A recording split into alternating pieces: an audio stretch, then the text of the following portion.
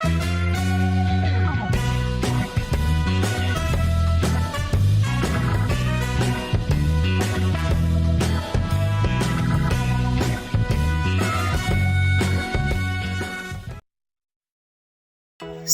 dan bahagia Bapak Ibu Guru hebat, terima kasih telah berkunjung kembali di channel ini.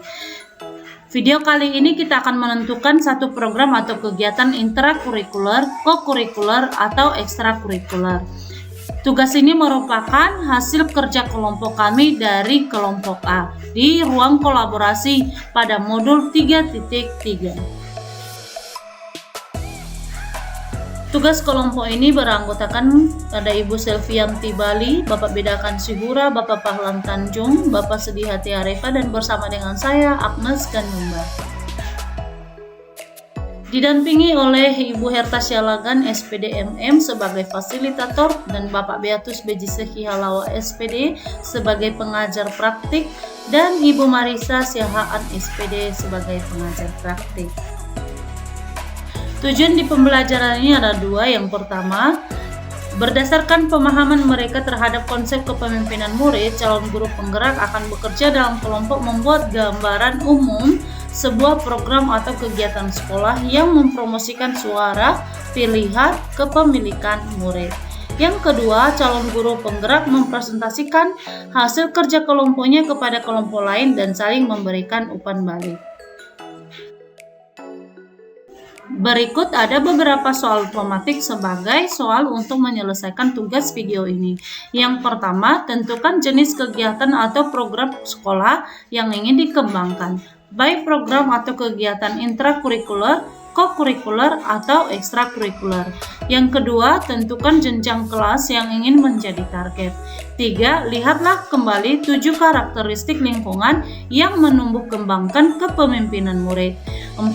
Pilihlah minimal 1 karakteristik lingkungan yang ingin Ibu Bapak bangun. 5. Tentukan program atau kegiatan apa yang bisa dibuat untuk mengembangkan keterampilan berinteraksi secara positif, arif, dan bijaksana.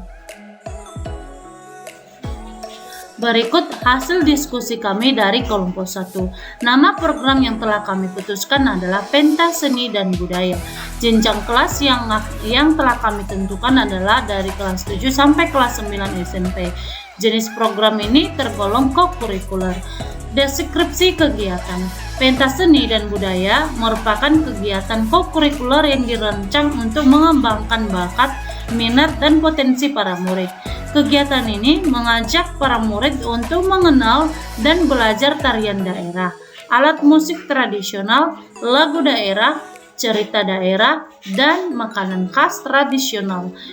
Di masing-masing kelas, guru membagi murid dalam beberapa kelompok. Setiap kelompok akan berdiskusi tentang jenis apa yang akan mereka tampilkan.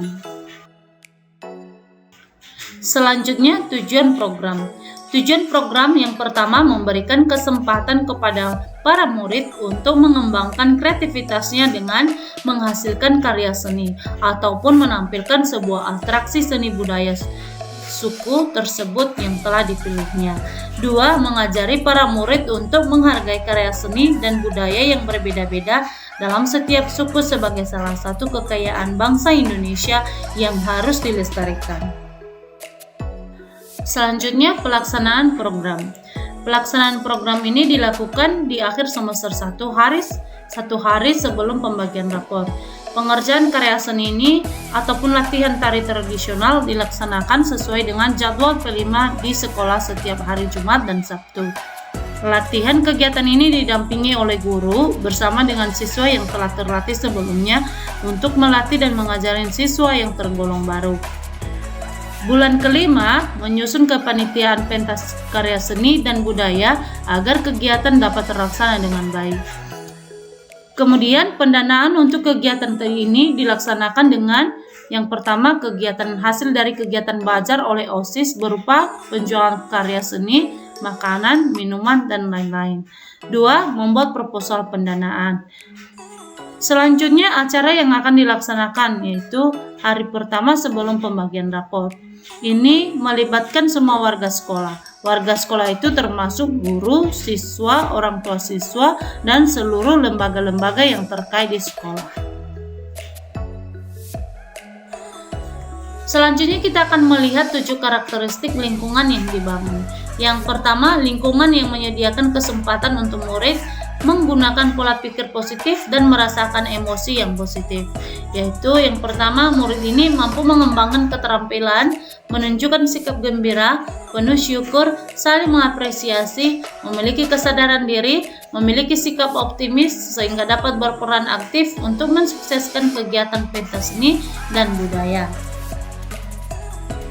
Yang kedua, lingkungan yang mengembangkan keterampilan berinteraksi sosial secara positif, arif, dan bijaksana, di mana murid akan menjunjung tinggi nilai-nilai sosial positif yang berbasis pada nilai-nilai kebajikan yang dibangun oleh sekolah. Jadi, dalam kegiatan ini yang pertama, murid belajar berinteraksi dengan teman sejawatnya saat latihan, guru, orang tua, serta tamu undangan pada saat pelaksanaan kegiatan pentas seni dan budaya.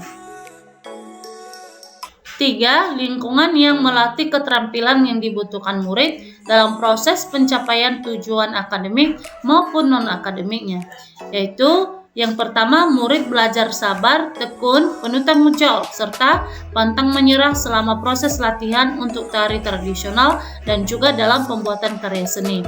2. Murid belajar melatih sejauh mana proses yang terjadi mulai dari latihan, pembuatan karya seni hingga pada pelaksanaan kegiatan pentas seni dan budaya. 3. Murid memiliki pemahaman yang benar dan cakap dalam melaksanakan semua proses yang terlaksana sehingga berhasil mencapai tujuan yang telah ditetapkan. 4. Lingkungan yang melatih murid untuk menerima dan memahami kekuatan diri sesama serta masyarakat dan lingkungan di sekitarnya. Yang pertama, di kegiatan ini murid mempergunakan kekuatan dirinya dalam melaksanakan proses latihan ataupun proses pembuatan karya seni sehingga mampu mensukseskan kegiatan pentas seni dan budaya. 2. Murid saling menghargai hasil karya seni yang ditampilkan sehingga setiap murid itu memiliki semangat untuk mengembangkan potensi yang ada dalam dirinya. 5. Lingkungan yang membuka wawasan murid agar dapat menentukan dan menindaklanjuti tujuan, harapan atau mimpi yang manfaat dan kebaikannya melampaui pemenuhan kepentingan individu, kelompok maupun golongan. Yang pertama, murid belajar bagaimana melayani tamu undangan yang datang pada saat kegiatan pentas seni dan budaya yang dilaksanakan. 2. Murid mengasah rasa kemanusiaan, kepedulian, dan rasa cinta kasih dengan saling membantu selama latihan, saling menyemangati ketika melakukan kegiatan tersebut. Yang keenam, lingkungan yang menempatkan murid sedemikian rupa sehingga terlibat aktif dalam proses belajarnya sendiri. Jadi, dari kegiatan ini yang pertama, murid akan menikmati setiap momen pembelajarannya. Karena dalam lingkungan seperti ini, murid diajak untuk melakukan berbagai kegiatan belajar yang menarik, menantang, dan bermakna. Selanjutnya 7, terakhir, lingkungan yang menumbuhkan daya lenting dan sikap tangguh murid untuk terus bangkit di tengah kesulitan. Yang pertama, murid belajar untuk menemukan cara-cara alternatif atau cara yang paling tepat dalam mencari solusi dari setiap hal yang dijumpainya. Selanjutnya diagram Y. Di sini ada beberapa pernyataan yang sehubungan dengan kebutuhan-kebutuhan murid, yaitu ada voice. Pada bagian voice, murid belajar untuk saling mendengarkan satu sama lain pada saat sedang berdiskusi di dalam kelompok, sehingga ide untuk membuat karya seni atau memilih tari tradisional bisa dimunculkan dari beberapa pendapat di dalam kelompok tersebut. Dalam hal ini, murid terlibat mulai dari permulaan perencanaan kegiatan hingga terlaksananya kegiatan pentas seni dan budaya. Yang kedua, choice. Di sini memberi kesempatan kepada semua murid dalam setiap kelompok untuk memilih jenis karya seni yang akan dibuat dan jenis tari tradisional apa yang akan ditampilkan, serta memilih waktu dan susunan acara kegiatan pentas seni dan budaya yang akan dilaksanakan. Terakhir ada ownership. Di sini mengajak murid untuk terlibat langsung dalam semua proses perencanaan, evaluasi, hingga pelaksanaan kegiatan pentas seni dan budaya dengan penuh tanggung jawab dan rasa memiliki, sehingga pelaksanaan kegiatan tersebut dapat berjalan dengan sukses.